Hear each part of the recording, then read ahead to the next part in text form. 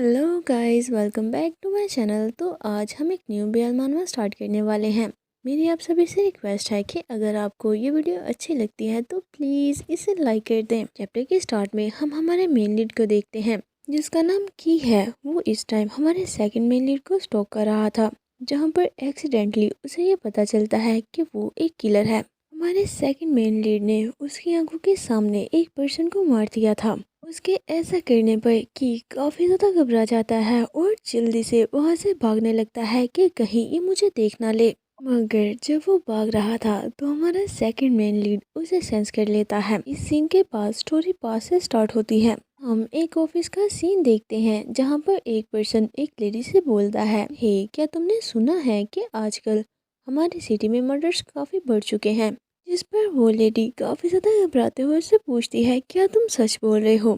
और जल्दी जल्दी से न्यूज़ चेक करने लगती है, मगर इस बारे में कोई भी न्यूज़ नहीं थी। जिसे देखकर वो पर्सन बोलता है, शायद ऐसा इस वजह से है कि वो नहीं चाहते कि लोग पैनिक करने लगे। वो पर्सन मौके का फ़ायदा उठाते हुए बेशर्मों की तरह हंसकर उस लेडी के शोल्डर पर हाथ रख देता है। उससे फ्लर्टी वे में बोलता है, तुम्हें अपनी सेफ्टी का ख्याल रखना चाहिए, क्या आज रात मैं तुम्हें घर छोड़ दूं? जिस पर उस लेडी को काफी ज्यादा गुस्सा आ जाता है। वो चिल्लाते हुए उससे बोलती है कि ऐसा करना बंद करो, मगर वो पर्सन तो शेमलेसली उसे बोलता है, इतना भी मत शर्माओ। इतने में कोई पर्सन उसे पीछे से बुलाता है, जिसके बुलाने पर वो पर्सन गुस्से से पीछे मुड़ता है कि कौन है। हम देखते हैं कि उसके पीछे हमारा मेन लीड की खड़ा था। वो उससे बोलता है, तुम मेरा रास्ता ब्लॉक कर रहे हो। जिसे देखकर वो पर्सन जल्दी से पीछे हट जाता है और उनसे माफ़ी मांगने लगता है, क्योंकि हमारा मेन लीड वहाँ का प्रेसिडेंट था। मगर की तो बिना कुछ बोले वहाँ से जाने लगा था। जिस पर वो लेडी जल्दी से उसके पीछे आते हुए बोलती है, प्रेसिडेंट की थैंक यू। जिस पर की उस लेडी की तरफ देखते हुए बोलता है, मुझे नहीं लगता कि मैंने कुछ ऐसा किया है जिसकी वजह से तुम्हें थैंक यू बोलना पड़े।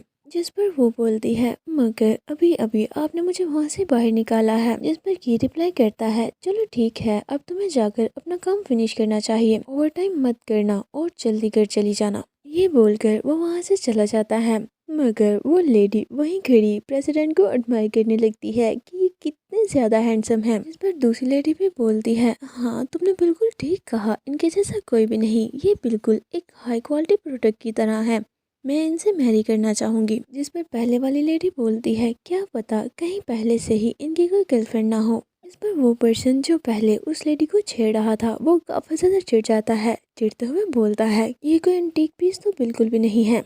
दूसरे लोग इन्हें देखते हैं तो इन्हें अच्छा नहीं लगता। मुझे लगता है कि ज़रूर ही इनके साथ कोई प्रॉब्लम होगी। क्या पता कहीं इनकी कोई अजीब सी हॉबी हो जिसे वो किसी को भी नहीं बताते। की ने भी उनकी ये सारी बातें सुन ली थी और जैसे ही वो उस बिल्डिंग से बाहर आता है, वो थोड़ी देर शांत रहने के बाद वहाँ से साइड पर हटता है और जैसे ही वो लोगों की नजरों से दूर होता है तो वो बिल्कुल एक छोटे बच्चे की तरह वॉल पर सर मारने लगता है। आखिर मेरी हॉबी के बारे में इन्हें कैसे पता चल गया? मैंने तो ये किसी को भी नहीं बताया। नहीं नहीं, ऐसा बिल्कुल भी नहीं हो सकता। शायद उन्होंने ऐसे ही सोच लिया होगा।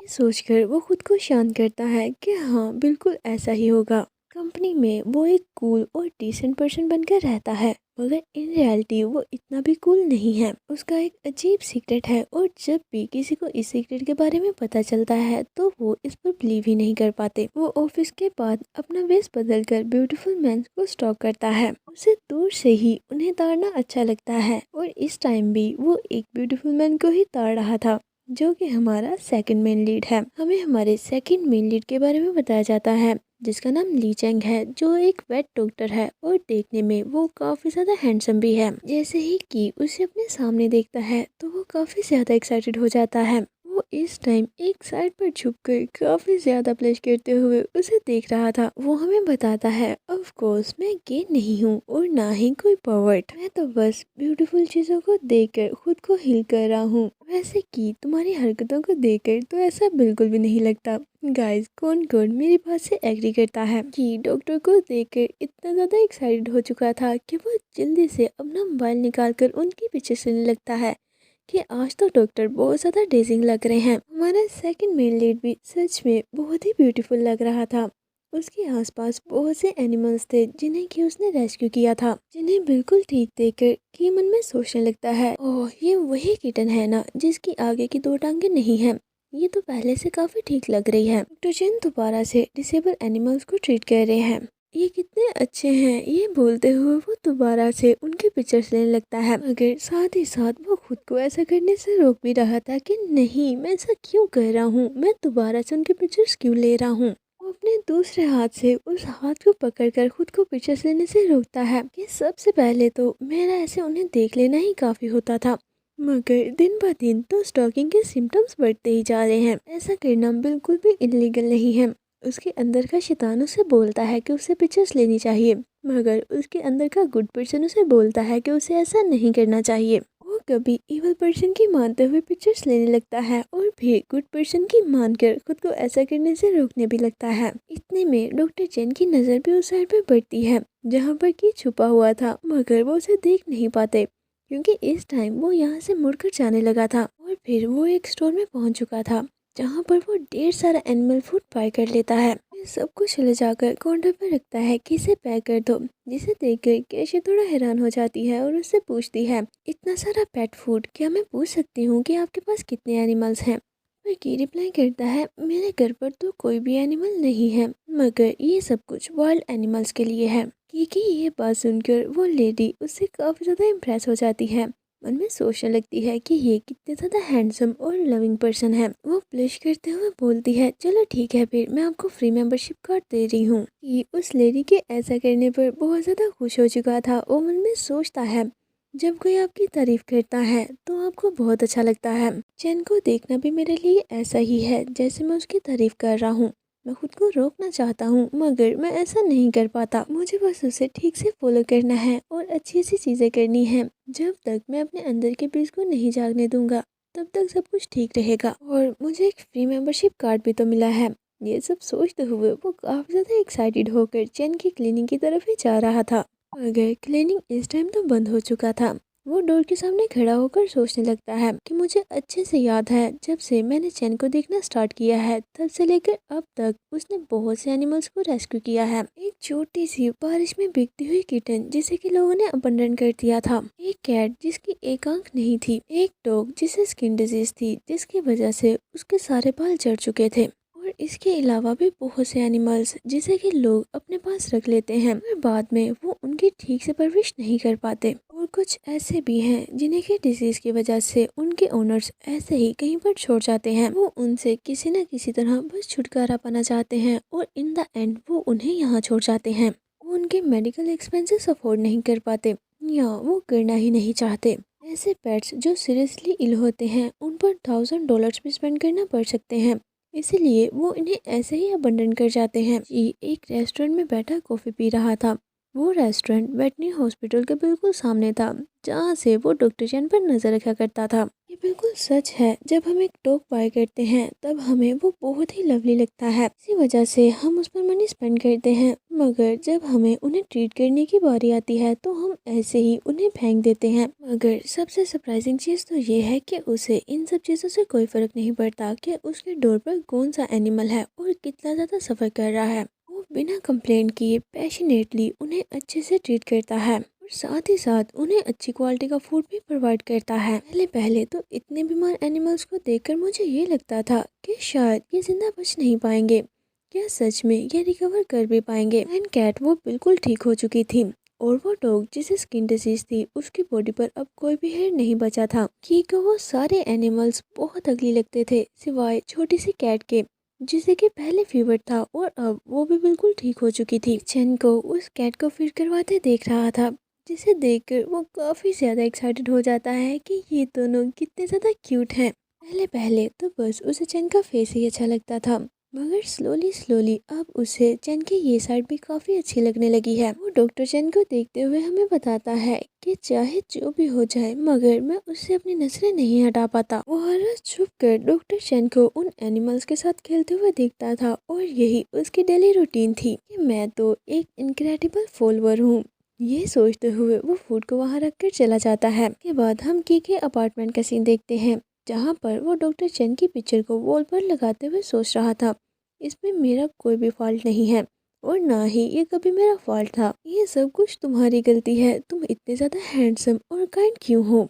और वैसे भी मैं कभी भी तुम्हें पता नहीं लगने दूंगा कि मैं तुम्हें स्टॉक कर रहा हूँ। हम उसके रूम की उस वॉल को देखते हैं जो कि पूरी तरह से डॉक्टर चैन की पिक्चर से पड़ी हुई थी। वो डॉक्टर चैन को इमेजिन करते हुए खुद को सेटिस्फाई भी करता था। ऐसा करते हुए वो बोलता है, हाँ आप लोग ठीक समझे, मेरे जैसा ट्रैश भी एग्जिस्ट करता है। नेक्स्ट मॉर्निंग जब वो क्लिनिक ओपन करते हैं तो वो डोर के साइड पर उसी पेट फूड को देखते हैं, जिसे देखकर वो थोड़ा चौंक जाते हैं और फिर उसे चेक करते हुए सोचते हैं दोबारा से वही, आखिर ये मुझे कौन दे रहा है। इतने में डॉग किसी चीज के साथ खेलते हुए बाहर निकल आता है, जिसे देखकर वो उस चीज को अपने पाँव के नीचे दबाकर बोलते हैं, मैंने तुम्हें कितनी बार बोला है कि इधर उधर बोन्स मत फेंका करो। फिर वो उस चीज को किक करके रूम में फेंक देते हैं और अपने सभी एनिमल्स को इकट्ठा करके अंदर ले जाने लगते हैं। देख पाते हैं कि जो चीज उसने किक करके अभी अभी अंदर फेंकी थी वो एक ह्यूमन स्कल थी। ओह गाइस, इससे हम अंदाजा लगा सकते हैं कि वो बिल्कुल भी इनोसेंट पर्सन नहीं है। शायद उसका सारा लव और अटेंशन सिर्फ और सिर्फ एनिमल्स के लिए ही है। ह्यूमंस के साथ उसका बिहेवियर बिल्कुल डिफरेंट है। इस तरह स्कल को किक करने के बाद भी उसके फेस के एक्सप्रेशन बिल्कुल भी चेंज नहीं हुए थे। वो कामली अंदर जाकर डॉग को फूड ट्रीट करने लगता है। इसके बाद हम नेक्स्ट इवनिंग का सीन देखते हैं जहाँ पर बारिश हो रही थी। कि काम फिनिश करने के बाद अपने ऑफिस से बाहर निकलता है तो बारिश देखकर वो थोड़ा सैड हो जाता है। नहीं लगता कि आज मैं डॉक्टर चैन को देख पाऊंगा, मगर वो फिर भी क्लिनिक की तरफ जाने लगता है। बारिश बहुत ज्यादा तेज हो रही थी। इतनी तेज बारिश को देखकर वो बोलता है शायद आज उसका कोई भी एनिमल खेलने के लिए बाहर ना निकले। अब तो मैं स्टोर में भी नहीं जा सकता। फिर वो सोचता है कि चलो आज डॉक्टर चैन को परेशान नहीं करते, फिर कभी दोबारा से यहाँ वापस आ जाऊंगा। ये सोचते हुए जैसे ही वो जाने लगता है तो वो देखता है कि डॉक्टर चैन अपने क्लिनिक से बाहर निकलते हैं, जिसे अपने सामने देखकर वो काफी ज्यादा ब्लश करने लगता है और अब उसने जाने का प्लान कैंसिल कर दिया था। वो सोचने लगता है कि आज इसने व्हाइट कोट नहीं पहना, कहीं ऐसा तो नहीं कि इतना तैयार होकर ये खाना खाने जा रहा है। डॉक्टर चैन वहाँ से जाने लगते हैं, जिन्हें वहाँ से जाता देखकर की मन में सोचने लगता है कि ये इतनी हैवी बारिश में कहाँ जा रहे हैं। क्या ये अपने घर वापस जा रहे हैं या कहीं ये डेटिंग पर तो नहीं जा रहे। उन्हें थोड़ा सा देखकर मेरा मन नहीं भरा। वो वहाँ खड़ा सोच रहा था कि बारिश की वजह से स्मोक और नॉइस पैदा होती है, जिसकी वजह से एक ह्यूमन ठीक से सुन नहीं पाता। फिर मैं जेंटली उन्हें फॉलो करता हूँ तो उन्हें मेरे फुटस्टेप्स नहीं सुनाई देंगे और मैं इजीली खुद को हाइड कर पाऊंगा। वो सोचने लगता है फॉलो करूँ या ना करूँ, मगर उसकी बॉडी तो खुद ब खुद ही मूव करने लगती है, जिस पर वो गुस्से से सोचता है चाहे मैं जो भी सोच लूँ, जब भी मेरे थॉट्स फाइट करते हैं तो मेरी बॉडी खुद ब खुद ही मूव करने लगती है। वो जल्दी जल्दी से डॉक्टर चैन को फॉलो करने लगता है कि डॉक्टर चैन आप कहाँ जा रहे हैं, क्या सच में कहीं वो डेट तो नहीं। खुद को कंट्रोल करने के लिए अपनी मुट्ठी को जोर से बंद कर लेता है कि बस एक बार मैं उन्हें देखूंगा और वहां से चला जाऊंगा। मैं उन्हें ज्यादा देर तक फॉलो नहीं करूंगा। एक हेल्थी प्रिंसिपल तो यही है कि हमें किसी भी चीज़ का एडिक्टेड नहीं होना। ये तुम कुछ भी सोच लो, मुझे नहीं लगता कि तुम अपने इन हेल्थी प्रिंसिपल्स को फॉलो कर पाओगे। वो छुपते छुपाते उन्हें फॉलो करते हुए सोच रहा था कि अगर इन्हें कोई इम्पोर्टेंट काम हुआ तो मैं इमिडिएटली वापस चला जाऊंगा। इतने में वो देखता है कि डॉक्टर चैन 2 पर्सन से जाकर मिलते हैं। वो उस पर्सन से बोलते हैं क्या तुम इसे चेक करना चाहते हो, जिस पर वो पर्सन उनके हाथ में पकड़े बॉक्स की तरफ इशारा करके पूछता है क्या प्रोडक्ट बिल्कुल तैयार है। और डॉक्टर चैन उन पर्सन को रिप्लाई करते हैं हाँ ये रेडी है। इन्हें देख कर की सोचने लगता है आखिर ये कौन है, ये देखने में अच्छे लोग तो बिल्कुल भी नहीं लग रहे। फिर वो वहाँ से मुड़ते हुए सोचता है नेवर माइंड, मैं बिल्कुल भी क्यूरियस नहीं हूँगा। मैंने ये बोला था कि मैं खुद पर कंट्रोल करूँगा और आज रात के लिए इतना काफी है, मैं सेटिस्फाइड हूँ। वो ये सोचते हुए वहाँ से जाने ही लगता है कि इतने में वो सुनता है कि डॉक्टर चैन बोल रहे थे कि क्या तुम इसे बाहर निकाल कर देखना चाहते हो। चाहे बारिश हो रही है लेकिन पुलिस से छुप कर इसे यहाँ तक लाना इतना भी इजी नहीं था। इस पर की जल्दी से पीछे मुड़कर सोचने लगता है क्या पुलिस, ये पुलिस के साथ इन्वॉल्व कब से हो गए। इतने में डॉक्टर चैन बोलते हैं अब जल्दी भी करो, इसे चेक करो, वही है जो तुम्हें चाहिए था। ये बोलते हुए वो उस बॉक्स के लोग को ओपन कर देते हैं और जैसे ही वो बॉक्स ओपन होता है देखते हैं कि उस बॉक्स में एक गन थी। इसे देखकर वो पर्सन बोलता है ओह इसकी शेप कितनी ब्यूटीफुल लग रही है, जिस पर डॉक्टर चैन रिप्लाई करते हैं इसके साथ एक साउंड रिडक्शन भी है। ये पीछे खड़ा काफी क्यूरियस होते हुए देखने का ट्राई कर रहा था, आखिर वो वहाँ किस चीज को डील कर रहे हैं, कहीं डॉक्टर ली किसी डेंजर में तो नहीं। सोचते हुए वो जल्दी से मोबाइल को निकाल लेता है कि मोबाइल के कैमरे से मैं दूर की चीजें ठीक से देख पाऊंगा। डॉक्टर चेन गन पकड़कर उन्हें दिखा रहे थे, वो उसे लोड करते हैं और उसका सिलेंसर लगाते हुए उन्हें बोलते हैं चाहे हम इसे लगाकर यूज करें मगर फिर भी थोड़ा बहुत साउंड तो होगा ही, अगर इतना सा साउंड तो बारिश कवर कर लेगी। ये बोलते हुए सीरियस लुक के साथ वो अपनी गन को उस पर्सन की तरफ पॉइंट करके उसे शूट कर देते हैं। चंद देखते ही देखते दोनों को मार देते हैं। की भी अपने कैमरे से ब्लड को देख लेता है और वो काफी ज्यादा चौंकते हुए डॉक्टर की तरफ देखने लगता है कि अभी अभी यहाँ क्या हुआ। डॉक्टर चैन उन्हें मारने के बाद अभी भी वहीं पर खड़े थे और रोड पर चारों तरफ ब्लड फैल चुका था। इतना ज्यादा ब्लड देखकर कि काफी ज्यादा घबरा जाता है, वो जल्दी से वहां से भागने लगता है और मन ही मन चिल्लाते हुए सोच रहा था कि वो तो एक धोखेबाज है, क्या ये कोई नाइटमेयर है, ये पर्सन क्या सच में डॉक्टर ली है, वही जेंटल और काइंड डॉक्टर ली वैसा बिल्कुल भी नहीं है जैसा वो लगता है। भागते हुए की क्लासेस वहीं पर गिर जाती हैं। हम देखते हैं कि डॉक्टर चेन ने भी उसे नोटिस कर लिया था, वो भी उसके पीछे आ रहे थे। डॉक्टर चेन आगे बढ़कर उसकी गिरी हुई ग्लासेस को उठा लेते हैं और काफी गौर से उनकी तरफ देखने लगे थे। इस सिटी में बहुत से एनिमल्स हैं जिनके रहने की जगह नहीं है और वो भूख से सफर कर रहे हैं और साथ ही साथ बहुत से लोग भी हैं, चाहे वो देखने में हेल्थी और स्ट्रोंग लगे लेकिन वो मेंटली इल हो सकते हैं। ऐसे लोग जिन्हें दूसरों के मामले में टांग अड़ाना पसंद है, दूसरों को स्टॉक करने वाले और मेरे जैसे क्रेजी फॉलोअर्स। वो एक मर्डरर है। ये भागते भागते डॉक्टर चैन से काफी दूर आ चुका था और इतनी देर तक भागने की वजह से उसकी सांसें फूल चुकी थी। वो एक जगह पर रुक चुका था और तेजी से सांस लेते हुए सोचता है चाहे जो भी हो ये सब कुछ सच हो या झूठ, सबसे पहले मुझे पुलिस को रिपोर्ट करना चाहिए। अब आपको क्या लगता है कि की के साथ आगे क्या होने वाला है? क्या डॉक्टर चेन उसे ढूंढ लेंगे कि उसने उसे मर्डर करते हुए देख लिया है? इसी के साथ ये चैप्टर यहीं पर एंड होता है। अगर आप चाहते हैं कि मैं इस मानवा को कंटिन्यू रखूं तो मुझे ज़्यादा से ज़्यादा सपोर्ट करें, इस वीडियो को लाइक करें और साथ ही साथ मेरे चैनल फन एक्सप्लेन को सब्सक्राइब भी करें। इस वीडियो का टारगेट है 500 लाइक्स, अगर ये कंप्लीट हो जाते हैं तो नेक्स्ट पार्ट मैं आपके लिए अपलोड कर दूंगी, अदरवाइज कोई न्यू मानवा स्टार्ट करेंगे। अगर आप इसे देखना चाहते हैं तो जल्दी जल्दी से इस टारगेट को कंप्लीट कर दें। अगर आपने अभी तक मेरे चैनल फन एक्सप्लेन को सब्सक्राइब नहीं किया है तो प्लीज़ उसे सब्सक्राइब भी कर दें। तो चलिए मिलते हैं आपसे नेक्स्ट वीडियो में। Until next video, take good care and bye bye.